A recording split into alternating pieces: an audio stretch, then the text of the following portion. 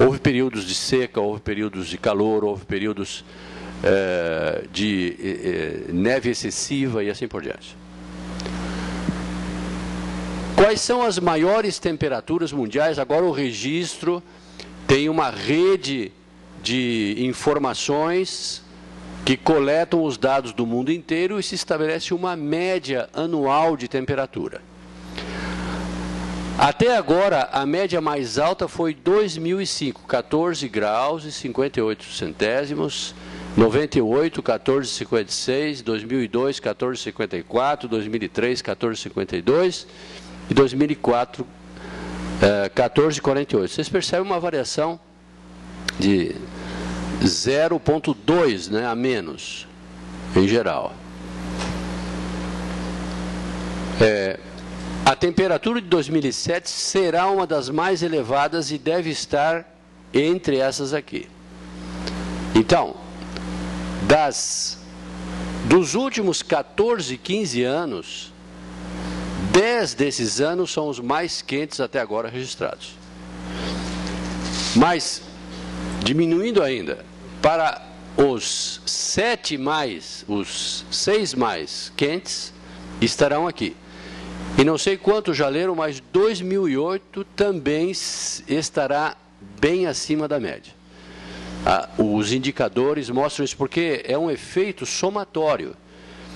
Quando você aumenta a temperatura no ano, ele é extremamente quente, ele reflete nas geleiras e tal, e para recompor isso, fica mais difícil. Então, prepara para ficar mais quente no ano seguinte. Próximo. Nos dois polos terrestres e nas altas montanhas, até a década de 80, a situação estava em equilíbrio, vamos dizer assim. Podia ter um ano um pouquinho mais quente, um pouquinho mais frio, mas havia ainda um equilíbrio. Era possível retornar, não é? Depois ao equilíbrio. E isso ocorria, então, regularmente, e havia reposição da neve no período frio, e o ciclo continuava. Mas, essa situação começou a mudar a partir da década de 80, e o equilíbrio começou a ser rompido. Então, durante os últimos 25 anos, o mundo começou a assistir uma preocupante situação de desequilíbrio no clima e no aumento da temperatura. No ano passado, aqui está uma foto muito interessante que vocês veem do dia 21 de setembro de 2005. Tinha sido a época de maior degelo. Vocês viram lá, 2005 foi a época de maior degelo. Então, isso aqui é no dia em que o degelo estava máximo na região do Polo Norte. Então, era esse o contorno aqui.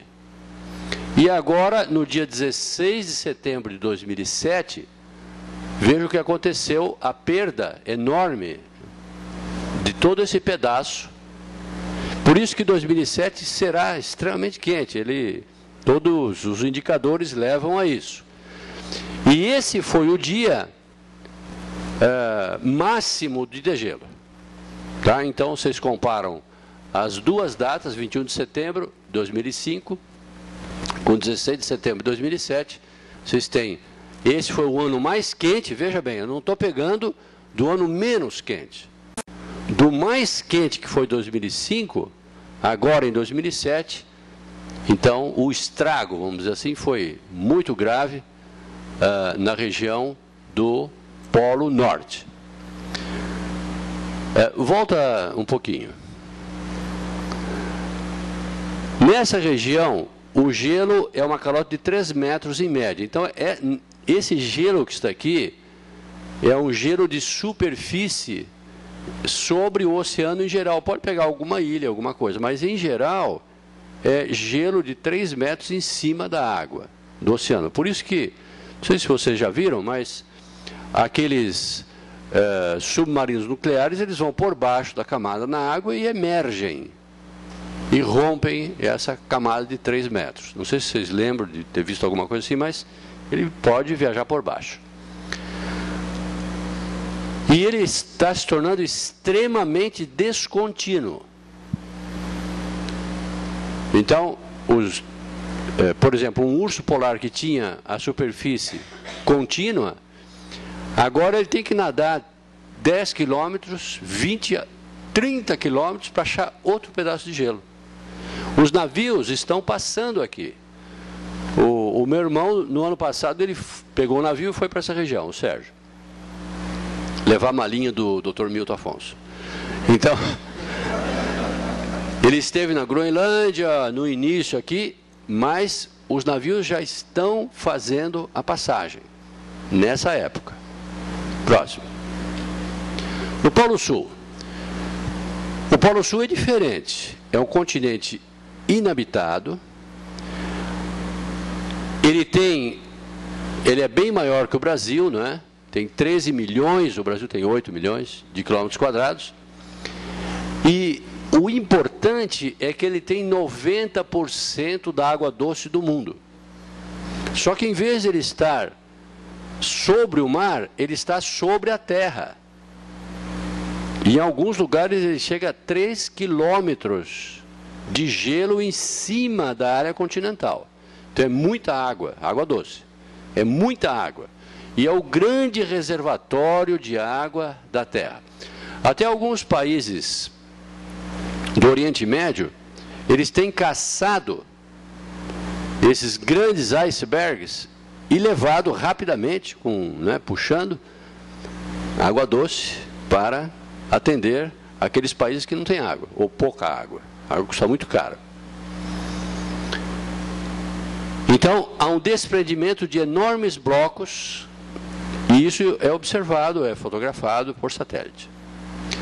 Nas altas cordilheiras de montanhas, estão reservatórios que estão diminuindo a cada ano. Isso é visível.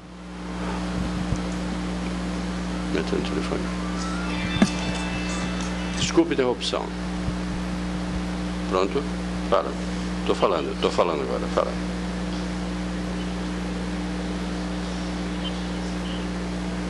Localiza onde ele está.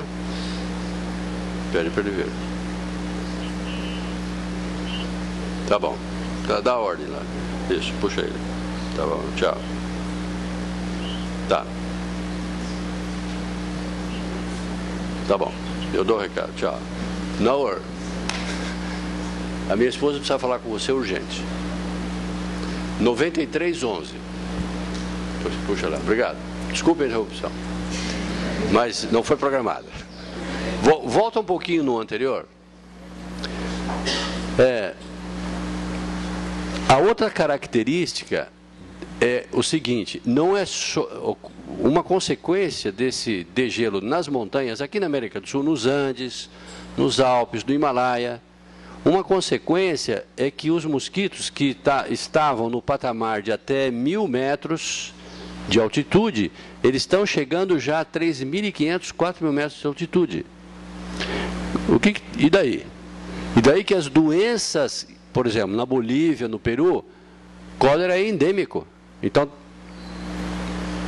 atinge lugares que não eram atingidos e tem consequências na saúde, etc. Diminui a água. Os países andinos, a água vem dos Andes, o degelo. Então, se você diminui, quer dizer que vai diminuir a água. Mas você fala, bom, estamos salvos. Não, não estamos não, porque o Amazonas ele surge nos Andes também. Os primeiros grandes, as fontes iniciais do Amazonas estão nos Andes. Então, se diminui o degelo, vai diminuir lá no Amazonas. Também. É claro que não é só dos Andes, mas influi. Próximo. Veja bem, você fala assim, não, quem sabe os adventistas têm uma visão apocalíptica do mundo, falam em fim do mundo, isso, né? Nenhuma dessas publicações aqui é religiosa. Aliás, eu destaco a primeira, né? Ciência Hoje. Pergunta, o fim do mundo? Como é que uma revista científica